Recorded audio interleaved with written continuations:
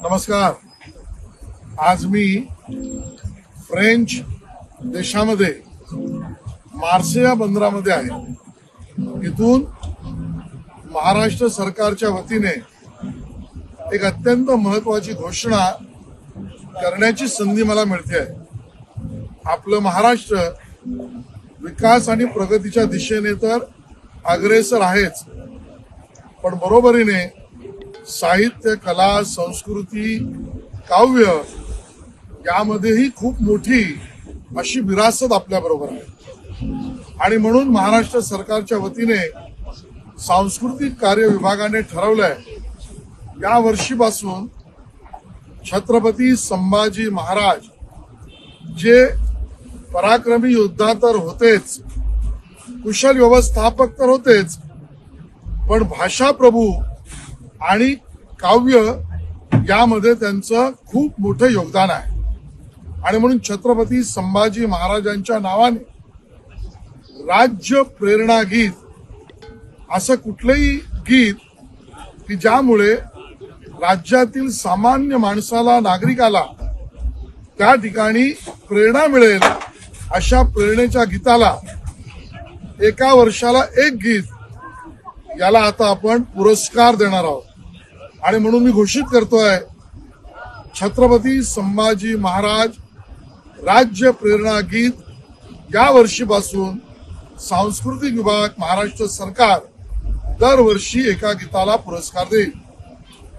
संयोगाने आज आम्ही मार्से बंदरामध्ये आहोत, जे फ्रान्सच्या देशामध्ये आहे।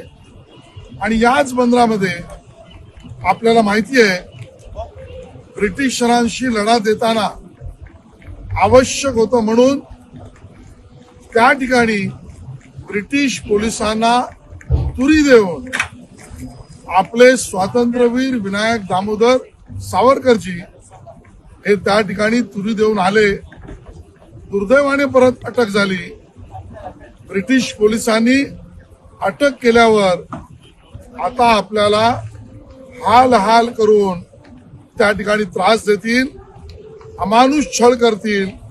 आणि म्हणून काव्यातूनच स्वतःला आत्मबल निर्माण करणारं काव्य याची सुरुवात, या आत्मबल काव्याची सुरुवात स्वातंत्र्यवीर विनायक दामोदर सावरकर यांनी याच मार्से बंदरातून जेव्हा अटक करून त्यांना नेण्यात आलं त्यावेळेला केलं।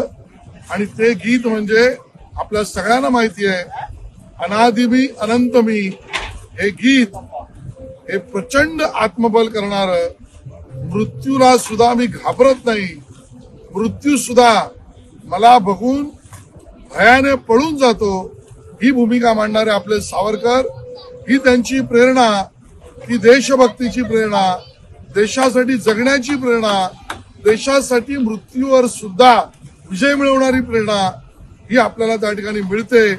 आणि म्हणून या अनादिमी अनंतमी या स्वातंत्र्यवीर सावरकरांच्या गीताला या वर्षीचं छत्रपती संभाजी महाराज राज्य प्रेरणा गीत म्हणून पुरस्कार आज आपण त्या ठिकाणी घोषित करतोय।